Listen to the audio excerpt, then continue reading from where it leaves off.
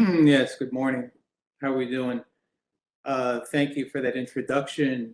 Today, we're going to talk about a very common problem in both in GI, but also in general practice, family medicine, integrative health. It's something that's so common that most specialists within the internal medicine field will see at some point or another, and that's the irritable bowel syndrome. So I have no conflicts of interest to disclose relevant to this discussion today. So what are our goals? I think before we talk about therapies, I always like to highlight the natural history and the pathophysiology of IBS. And in doing so, I'm going to use a case to kind of formulate assessment and plans of how to manage this effectively. And also, I'm going to focus on nutrition. Through the mainstream of the talk is going to be nutrition. Of course, we're going to have some mind-body discussions and its relevance, but I think the focus here will be about microbiome and nutrition and how we can help improve this condition with diet. Those are the overriding themes of our discussion today. So what I'd like to do is discuss a case of a 44-year-old lady who has GI symptoms and comes to the clinic. And she's got a history of what we call diarrhea predominant IBS or IBS-D. And this was diagnosed several years ago after undergoing a gallbladder removal for gallstones. And so she presents to the clinic with diarrhea, but some really key symptoms to keep in mind are that she has bloating, fatigue, and flushing after meals. In particular, I like you to keep that in the back of your mind. Her past medical history is otherwise not contributory. She notes arthralgias and eczema, and that's associated with the worsening of her diarrhea. On the physical exam, she has what's called dermatographism, which I'll show you on the next slide if you're not familiar with that. And basically, she notes the antibiotic exposure as a teenager, heavy use for acne, and we'll talk about the relevance of that a little bit later on. So what I highlighted in orange is kind of like something really to keep in mind moving forward about this case. So as you can see, the definition of dermatographism is otherwise known as skin writing. And basically what happens is that as you write with a pen on the skin, basically you create by pressure activation of the mast cells in the skin, and they release their mediators such as histamine. They vasodilate and cause that reddening that you see. So just keep that in mind, is that when someone has either mast cell hyperactivity, like we will discuss a little bit later today, that histamine is not the only, but one of the drivers of this. And if you have somebody with this history of eczema and has dermatographism on exam, please keep that in mind, that there is an underlying, allergic condition to consider. So what about IBS? So IBS is one of the most common GI disorders that we see as specialists, but also in the primary care arena, it's quite common. Heartburn is thought to be probably the most common GI symptom that is out there, but certainly IBS is a pretty close second. And the pathophysiology is really complicated. It involves neurotransmitter imbalance, altered motility, and also there's many factors involved, psychosocial, stress, and the microbiome that we'll talk more about today and how they interact. And at the end of the day, the symptom complex is that of pain, particularly in the gut. But realize that there's an extraintestinal connection that we will also discuss today. So how do we diagnose or categorize IBS? There's been a series of meetings actually in the city of Rome, and a foundation has been created called the Rome Foundation. And basically, it's quite a huge book and it has all kinds of, it's a primer for primary care, GI clinicians about how to deal with functional disorders, but there are very discrete criteria that are used based on Rome 4 about how to diagnose IBS. So this particular slide kind of, it puts a few things together. One, in the upper left-hand corner, you can see what the Rome 4 criterion are. Again, it's pain associated with frequency of bowel movements. I think that's what I'd like you to kind of come away with. It changes from each Rome meeting. They kind of refine how many days of the week, how many months, and the associations with defecation or change in frequency. And you may be familiar with what's called the Bristol stool chart, which shows the different forms of the stools and how when it's more lumpy or the numbers go lower, that it's more constipation predominant, and the looser or higher scores are more diarrhea predominant. And then somewhere in the middle, it's more of a mixed pattern. And then the distribution tends to be pretty even in terms of the people who have either diarrhea, constipation, or both. So this kind of gives you an overview of how the gastroenterologist would look at IBS and categorize people according to diarrhea, constipation, or other. So on this slide, this gives you a sense of the global prevalence. We know, let's say in the US, approximately 12% of Americans, let's say, have IBS, and it's similar for Europe, but it's going to vary surprisingly how common it is in South America and Africa, where we would think it would be a little bit lower, or even in Asia, but it's actually less common than the Middle East and in Southeast Asia. So it's going to vary throughout the world, but you can see kind of in the middle is where, let's say, Southern Europe and Australia lie is about 14 to 15%, but it's going to vary with different populations. So I mentioned this earlier, is that when we think of IBS, we used to kind of get locked into this, this myopic lens where we only looked at the gut symptoms, but we've learned in the last 20 years that there's a number of factors that are operative, and we know the gut is certainly a broadcasting center for the rest of the body and interacts with virtually every organ. So it's not surprising when we look at this that it's, we can start in the middle with IBS, but look at the other symptoms that are associated with it. So in orange, I'm showing the GI symptoms that are associated with it. Pelvic floor dyssynergy we see with constipation predominant disease, and others that we see very commonly with nausea and heartburn are overlap functional syndromes that we see. But also going out in gray, you can see that there's other things that are involved. We see people with chronic pelvic pain, eating disorders, fibromyalgia, and chronic fatigue are quite common.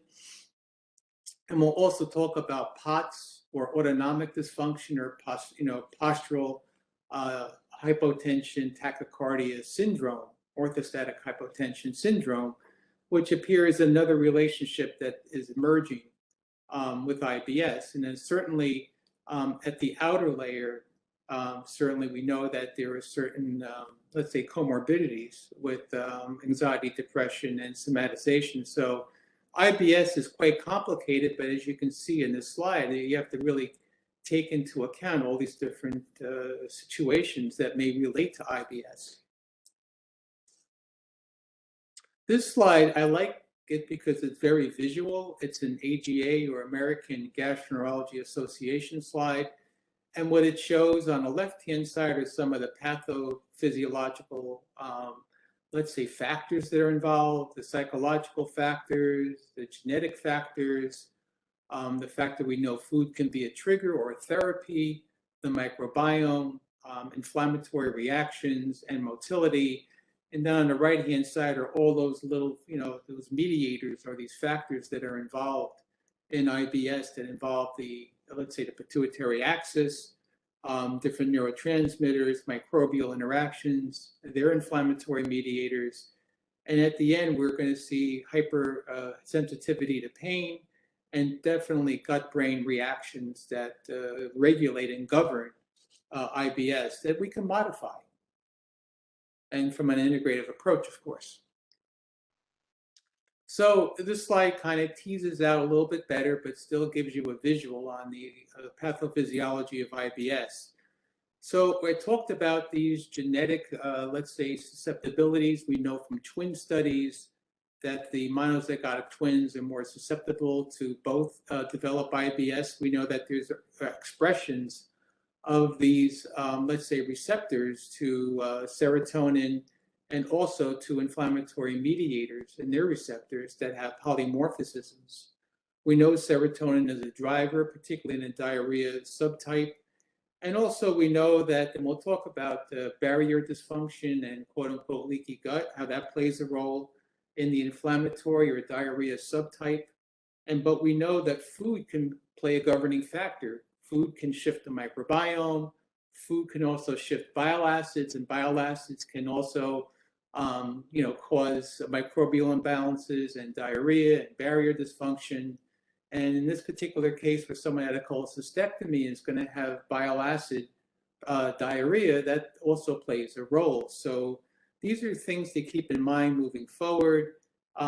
Today's focus a bit will be on the microbiome and its particular role in pathogenesis. And of course, the microbiome can be modifiable, and we can use food as medicine to make things a little bit better here, as well as utilize mind-body medicine. Okay, so with that as a backdrop, we can talk about what is the evidence to support a role for IBS? Well, there is roles for, let's say, a post-infectious variety. About 15 years ago, it was discovered that we know people when they had, visited Southeast Asia and Mexico or went on vacation in the Caribbean, they came back with diarrhea. And it lasted more than just a couple of days, and they developed this IBS variety. There is actual basic science showing what the pathophysiology of that particular condition, that we know that people can develop a post-infectious IBS, and it can last for several years.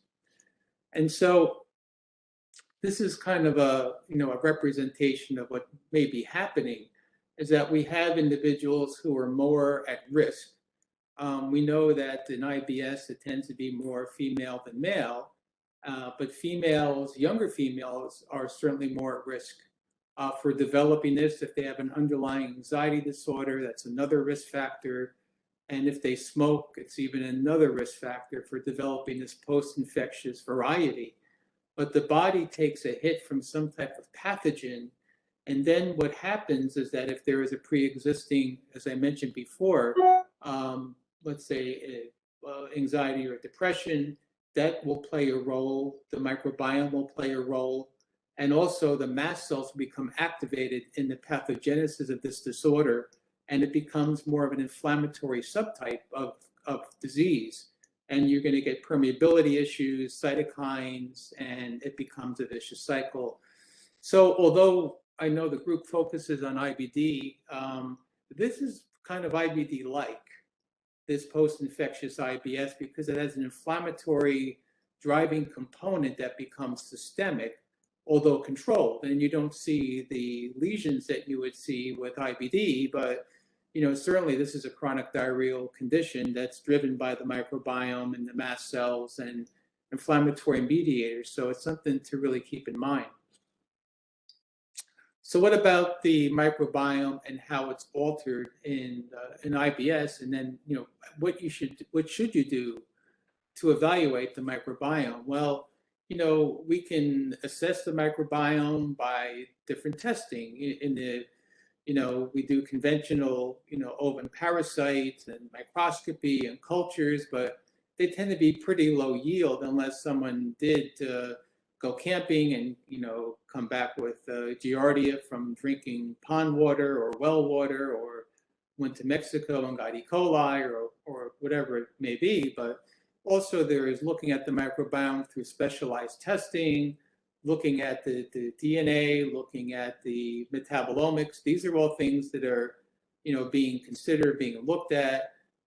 Challenges with validation occur, and even let's say validity, and there's some issues, but they're used, and some clinicians find them to be quite useful. Also, there's organic acid testing, looking at the metabolites produced by the microbiome and their potential interaction with the brain and or the rest of the body. And then the last one I have here is on the breath testing for SIBO, or small bowel overgrowth. And that's what we're going to talk more about later on in the discussion.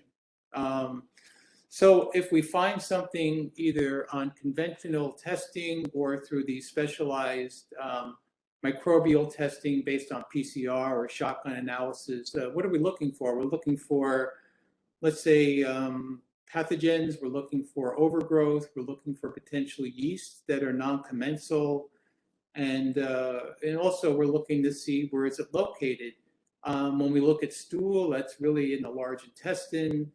How do you sample the small intestine non-invasively? Well, you really can't unless you go in with a scope and take some washings or aspirates, or you can do breath testing to see if there is a quantitative overgrowth. And that's kind of what we're stuck with in terms of looking at the small intestine non-invasively.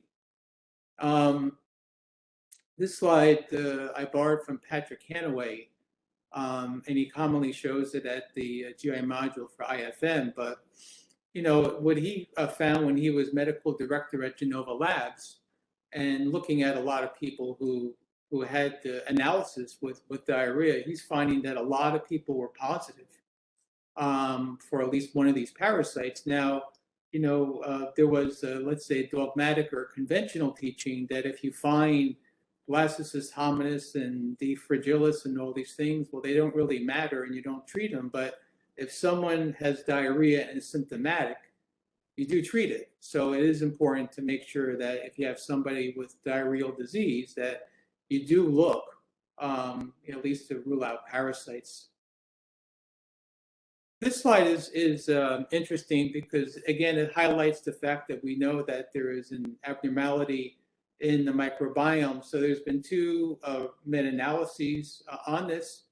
One is, as you can see, is the published in Gastroenterology, and then the other is one that we published, and they both showed that the microbiome is disordered, that there is deficiency of, let's say, the friendly bacteria like Bifidobacterium, and that certainly, as you can see on the top, we also found that there is an increase in pathogens. So there is a disorder, an imbalance in the microbiome in this condition. Why is it important to understand the relationship of the microbiome to, let's say, IBS and the rest of the body? Is that we know that in the setting of dysbiosis, that it may breach permeability, and that breach in permeability can be, let's say, aggravated in settings of food allergy and intolerances, and that can lead to malnutrition. It can lead to systemic inflammation, and that becomes relevant when we look at systemic symptoms in individuals with this condition. And then realize that what gets us into the mode of dysbiosis or abnormal colonization in the GI tract with microbes, well, it's our diet, it's the PPIs that people take, it's their infections that they come along with, like the post-infectious variety. It's, let's say they have low stomach acid to begin with, or an autoimmune condition that leads to that, or various medications that set one up for dysbiosis, including antibiotics, can cause long-term dysbiosis. But those are the antecedents that set one up for these conditions and leads to this IBS. So I like this particular slide because it kind of ties together a number of factors. One, it looks at these inflammatory mediators that are dysregulated, less of the, let's say, anti-inflammatory, more of the pro-inflammatory, and then these breach the permeability and then basically broadcast through different mediators, including mast cell degranulation and histamine, and these kind of come back and feed on the HPA axis, and in turn, those will create motility abnormalities. and it becomes a vicious cycle. So kind of visually, if you take a look at this, you can kind of look at collectively how dysbiosis will kind of set off this cascade that can become a vicious cycle. So then let's talk about another line of evidence of how the microbiome may be playing a role here, and that's probiotics. We know that probiotics have been used for a number of conditions and for IBS, but as you know, what happened a few years ago, just before the pandemic, is that there was a number of studies that came out, one out of the Weizmann Institute in Israel, which cast doubt on survivability and viability, and another was a large study done in Boston for infantile diarrhea, which was counterintuitive because prior meta-analysis showed that probiotics worked, and unfortunately, a large study that you may be familiar with up on the top here showed that it didn't work. So it kind of led to unfortunate media attention, and also even in my own field, to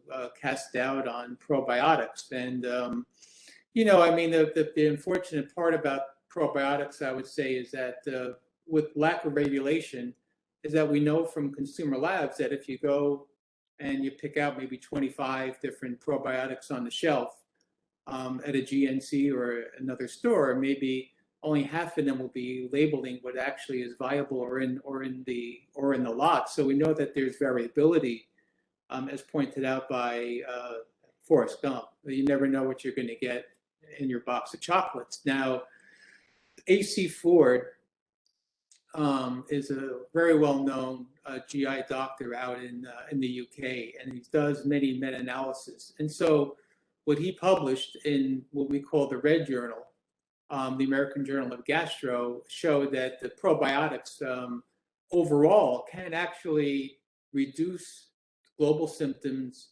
reduce the risk of chronic symptomatology, and actually improve pain and flatulence, but maybe not bloating so much. But there was some, although large heterogeneity, he showed that there may be some improvement, although not one specific strain or one specific probiotic shown to do this, but there is some heterogeneity, and it's maybe trial and error, but there may be a role for probiotics. The AGA, or the American Gastroenterology Association, then came out in the same year, a little kind of contradicted Dr. Ford's studies and became very specific with their recommendations for probiotics and did not include IBS as one of them. So even within our own field, we have some mixed feelings about it between the American Gastroenterology Association and the American College of Gastro, but you know, there's no data showing that it's harmful, and if anything, it may be helpful. The only caveat I may mention that is if you have a patient with small bowel overgrowth, again, it may actually aggravate symptoms. So you may want to keep that on your radar if you do try probiotics for that. And shifting gears, I mean, we know antibiotics are kind of like a double-edged sword, is that we know that antibiotics can be harmful for the microbiome long term, and also they may be helpful for treating small bowel overgrowth. So antibiotics are kind of interesting to look at for this particular condition. And if you look here, we know that from basic science studies that if you do have antibiotics, the antibiotics themselves long term may cause damage to the, let's say, the gut barrier, and also induce inflammation long term by promoting a dysbiosis.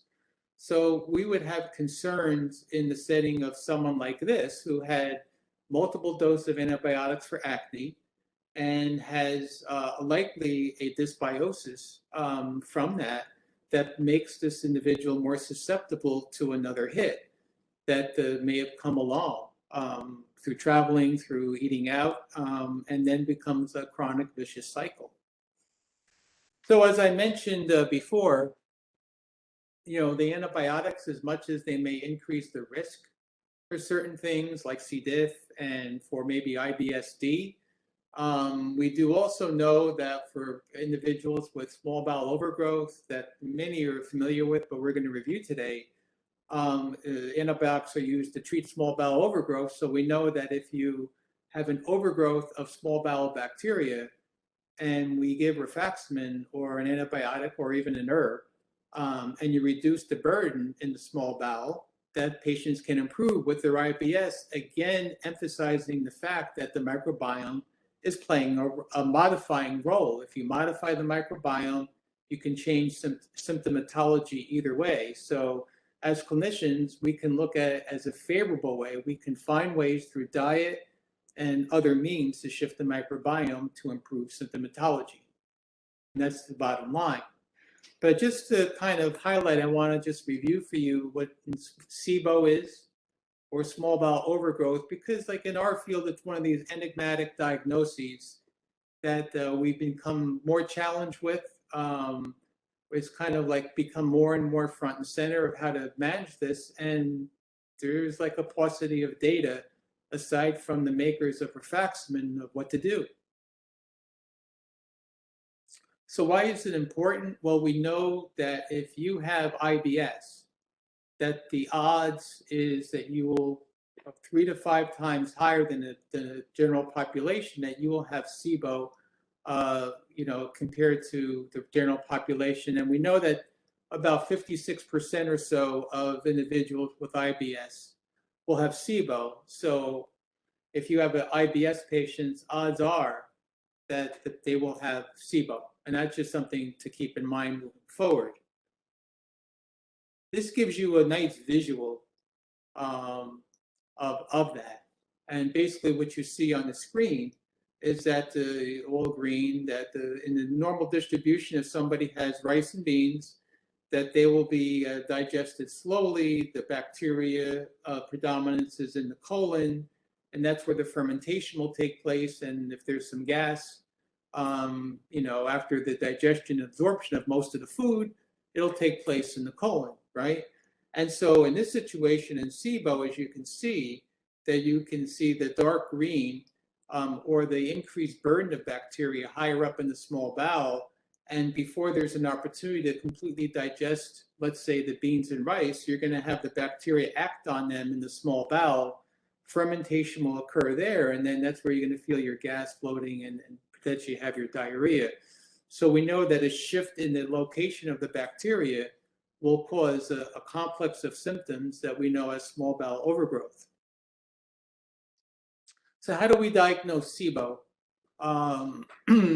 Now, we do these home kits nowadays for breath testing. We used to have our own center where we do about 3,000 breath tests a year.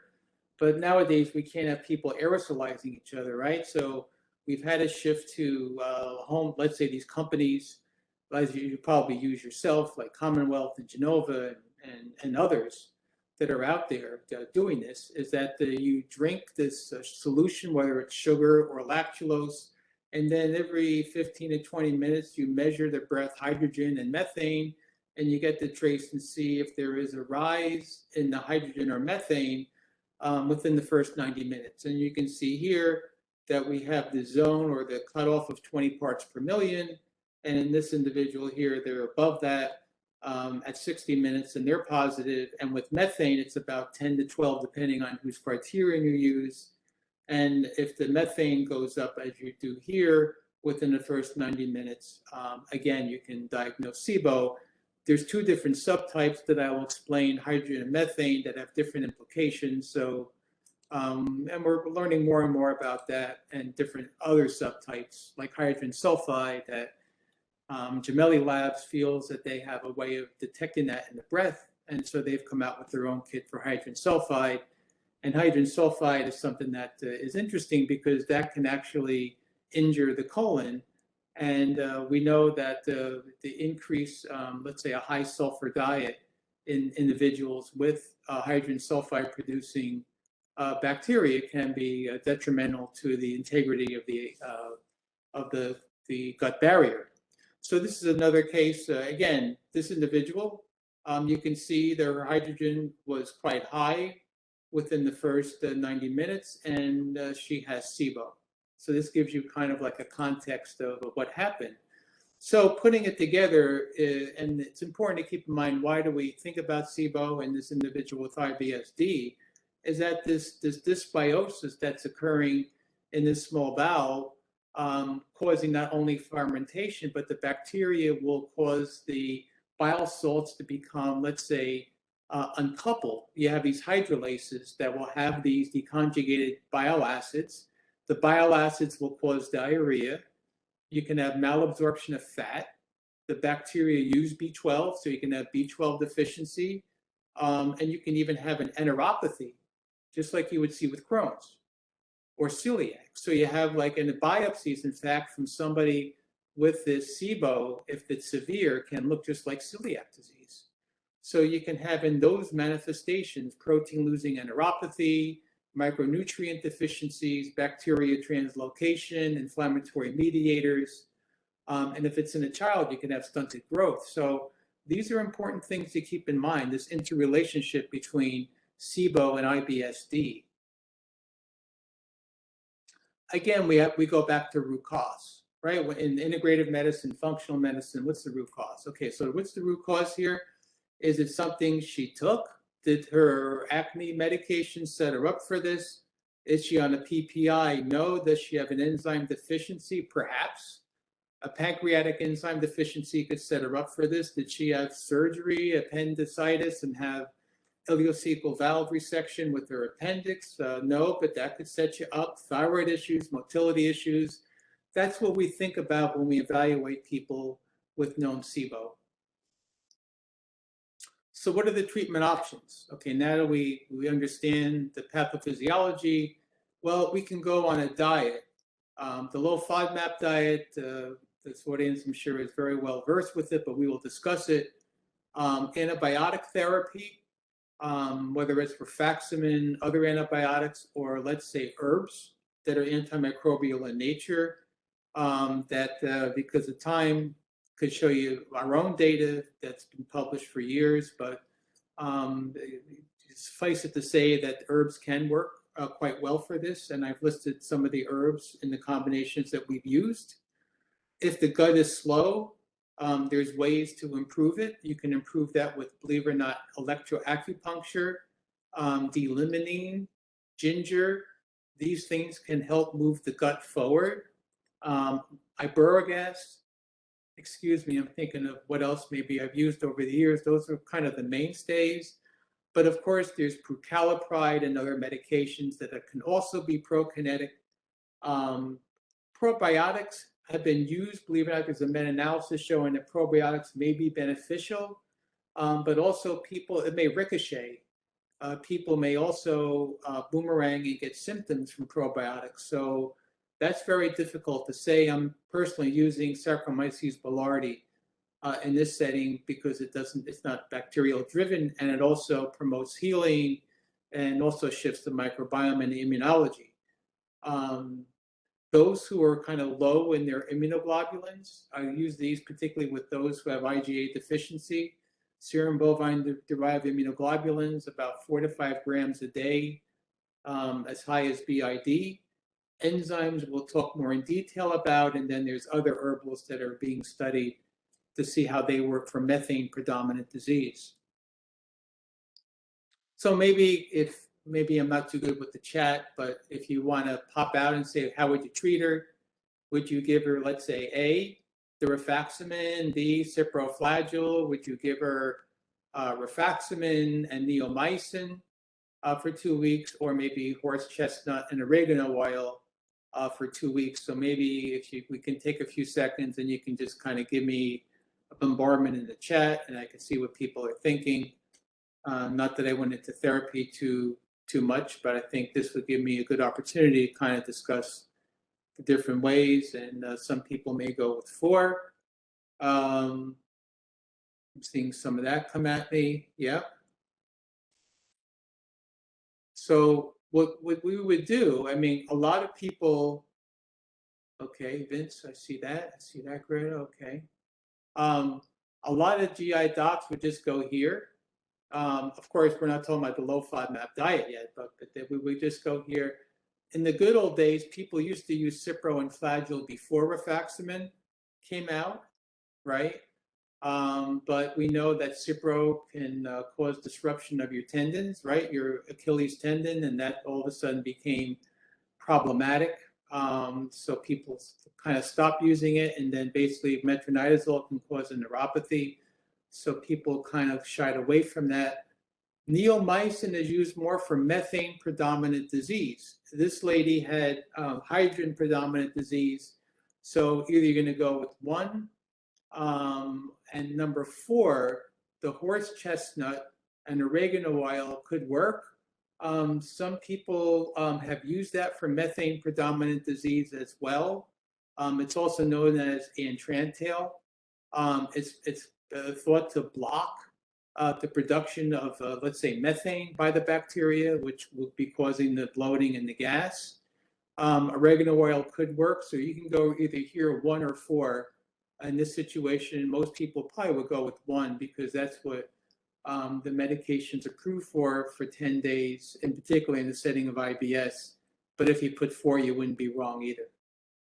So that kind of gave me an opportunity to explain the different antimicrobial therapies. Now, here we're going to talk about the elimination diets, right? Because that's the nutrition part of it. We know that food is a factor. Food is a provocateur for this condition. In that food, we know that within, let's say, 3 hours, with the high probability, food will provoke symptoms in the patient with IBS. So obviously the IBS patient must be susceptible to some type of foods. And the question is, well, what? Well, we know that there is a way to determine that. For some people, it's looking at their IgG4 testing or ALCAT testing. Some people would eliminate based on the top 8 food allergens. Others would just go for short-chain carbohydrates like lactose or fructose. Others will go for the more complicated elimination like FODMAPs, and we'll talk about that. Obviously complicated. Some people need the counseling, an app, and a good credit card to do that. It can be expensive. Gluten's interesting because most people, if they eliminate dairy and or gluten, they do pretty well. Because wheat is a FODMAP, wheat is an allergen, wheat's got antitrypsin inhibitors. I mean, I've seen a lot of people just with wheat, they do much, much better. And then basically caffeine, additives, amines, we kind of know about this. We're going to talk about histamine in a little more detail, especially in this patient who had eczema and dermatographism. And then elimination diet. Again, if you do a generalized elimination diet, that could be a problem if somebody's got diarrhea and weight loss. So you gotta be careful about their nutritional status if you go in that direction and not be too harsh. So this is from one of my publications. This was in the GI Clinics of North America. As you know, it's a pretty top journal within our field. And so we did a systematic review and looked at the different dietary therapies for the GI clinics. We found that let's say the studies that had a targeted elimination diet did quite well with good levels of evidence. There is some evidence for the IgG4 elimination diet, particularly Dr. Atkinson in the UK has very good data to show this. Generalized elimination diets, again, I caution because if it's too restrictive and people are losing weight, particularly if they have SIBO, and there's some food aversions, there's malabsorption, there's diarrhea, and you don't want them to continue to lose weight, and the evidence is low to do this to begin with. The highest evidence of data is with that FODMAPs, the fermentable oligodimosaccharides and polyols, to eliminate those or restrict those short term and then reintroduce slowly over time long term.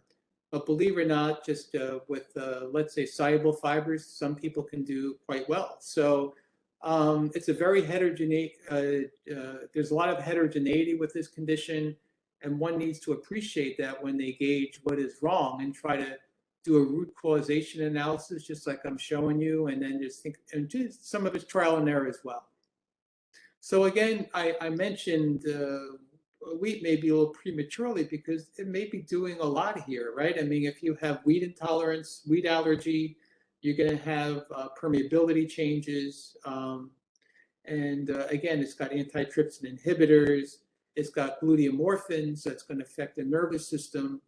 So when we look at the foods and we go on, let's say, a low FODMAP diet, wheat is kind of at the top of the list. For some people, it's dairy, and other people, they're eating other things like garlic that are just, and honey that are just, surreptitiously, or sweeteners in their drinks that are causing symptoms. But again, I really emphasize that you have this inflammatory drive and these mast cells being degranulated. And I think, I hope that you, by the time the lecture is done, you can understand that that can affect not only systemic vasodilation, but this can also affect the gut-brain axis, which is a big deal in these people. So there's ample evidence for the low FODMAPs diets. I mean, this is, now it's 2018, there's probably even more studies.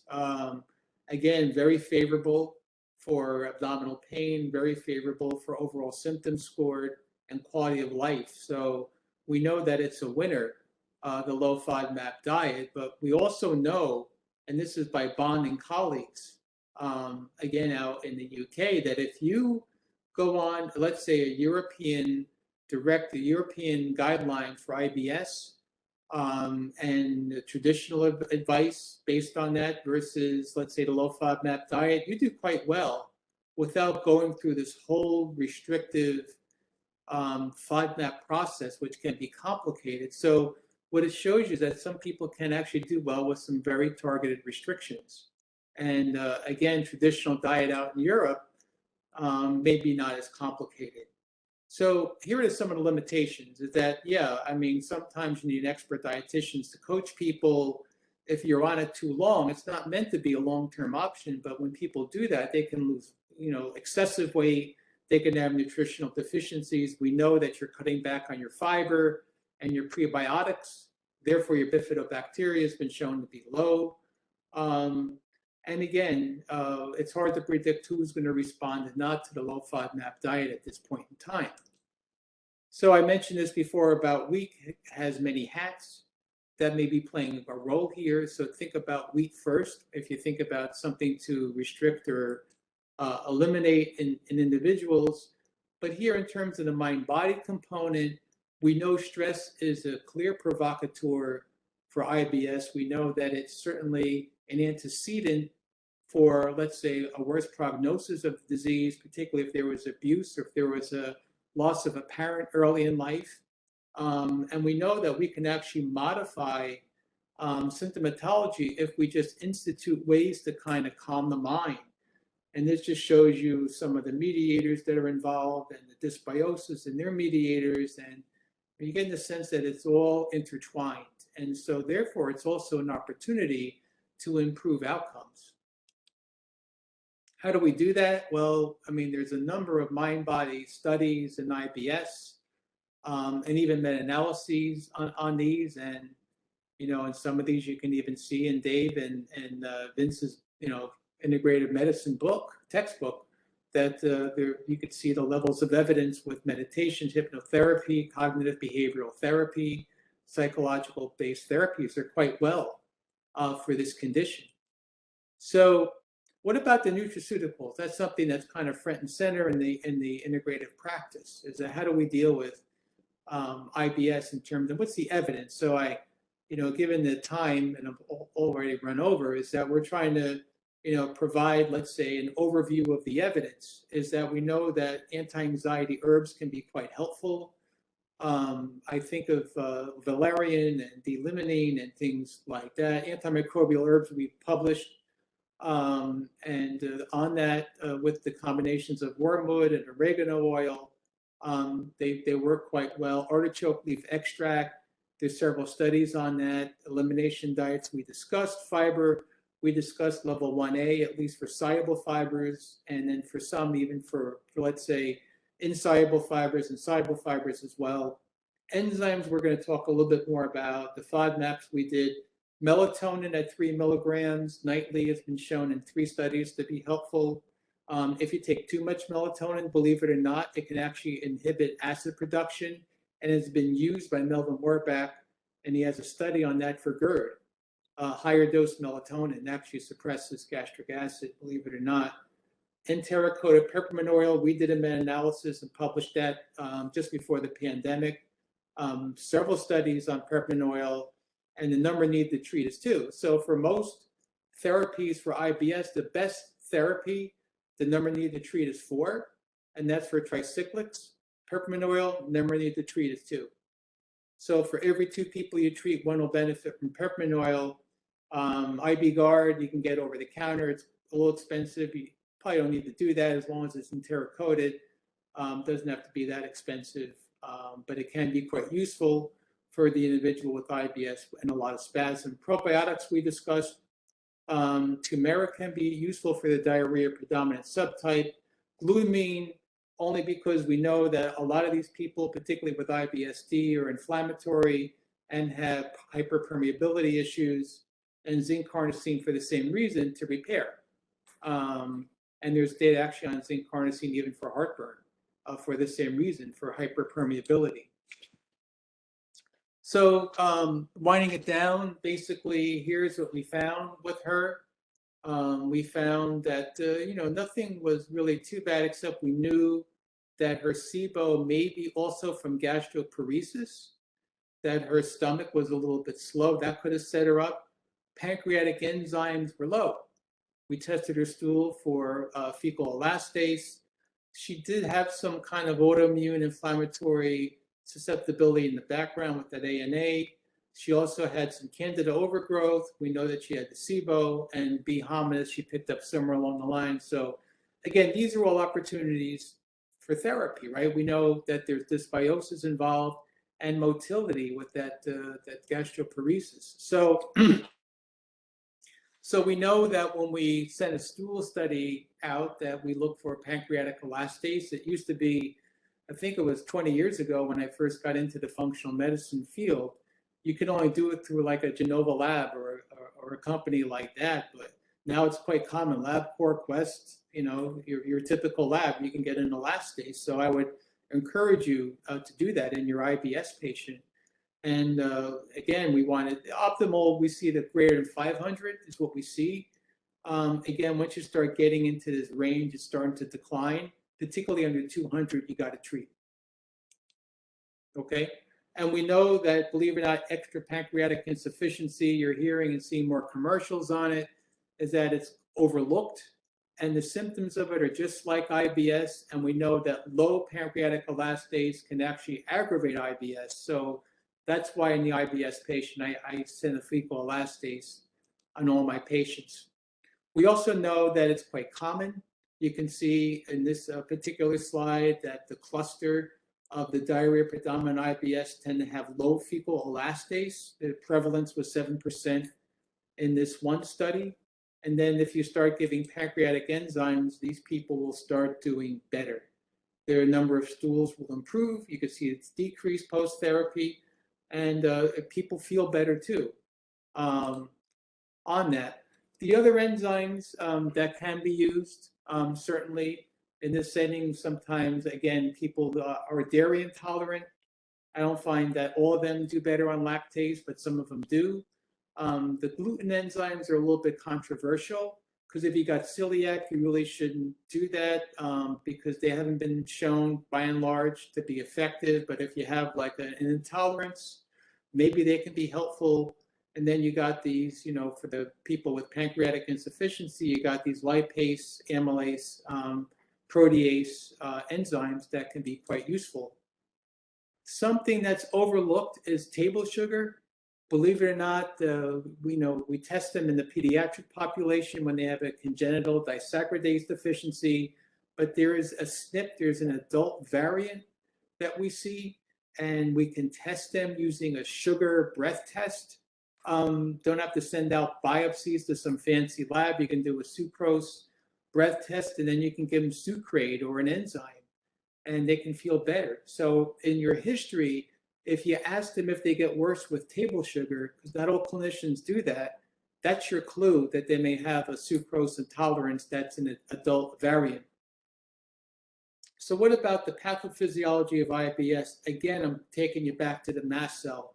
there's some clues here with this patient, with that dermatographism, with that eczema, and the mast cell plays a role in IBS through these different mediators and how they affect the nervous system and how they affect permeability.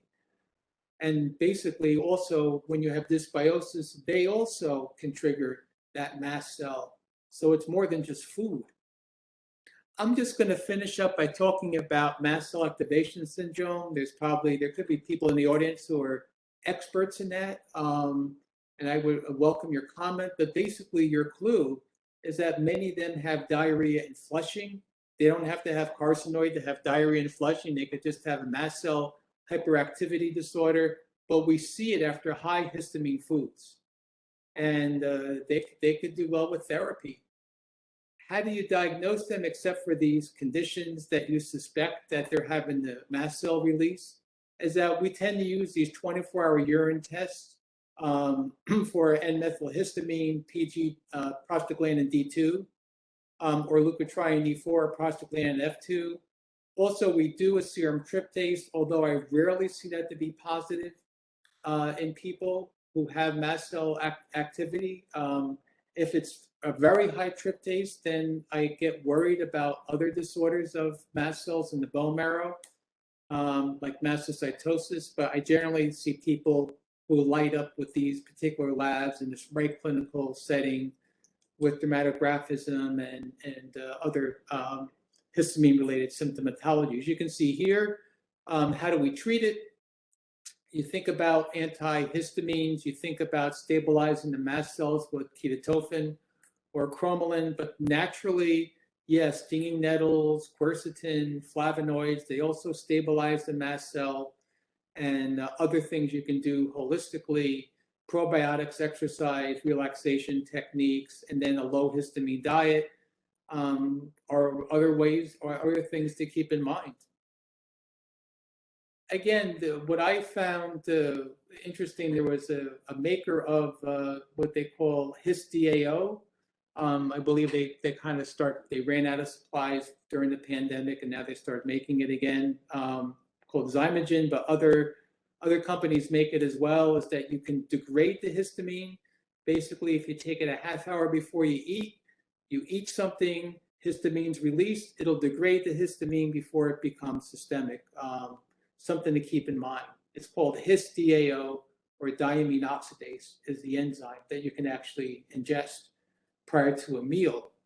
So what we're seeing in practice more and more, and I welcome your comments and your discussion, is that at least in my practice, I'm seeing the intertwining of POTS, or this orthostatic syndrome from autonomic dysfunction, in people who have mast cell hyperactivity. And so I was surprised to see a review article with this particular slide that talked about the potential interaction and overlap of this and in what I see in an IBSD. So what's interesting is that 20 years ago, a lot of the things I showed you in that circle, in that one of the first slides, was all thought to be somatization or psychosomatic. Now we understand these things are real. So I find it to be quite exciting that there's even acceptance within the conventional field that these things actually have a foundation and a pathophysiology to it. So in this particular setting, we found somebody with gastroparesis. We know that she had dysbiosis. I didn't show that she did have hypothyroidism, which can slow her motility, pancreatic function, which is treatable, mast cell activation, and then the fact that she had the cholecystectomy. Yeah, she had a component of bile acid diarrhea. So, in the GI module, when I was teaching it, Patrick and Liz and I came up with the mnemonic, the 5 R's, and the 4 R's Jeff Bland came up with many years ago with Leo Galland, and so we kind of added the 5th R being rebalance, the mind, body, the nervous system, and so remove, replace, reinoculate, repair, but rebalance, harmonize. Take the moment to take some breathing and get yourself centered. So this is what we did. We gave her ginger for the gastroparesis. She went for some acupuncture, the low FODMAP diet, and then because of what I found, we focused on histamine. histamine was a problem for her. Herbs for the dysbiosis because it was so broad spectrum, glutamine, and the enzyme for the zinc insufficiency, the thyroid, because again, when you have dysbiosis, that can definitely throw off your thyroid, bile acid binders, and Saccharomyces boulardii as the probiotic, and she did quite well. She did quite well, and I think that's about all I have to share with you, and look forward to your discussion.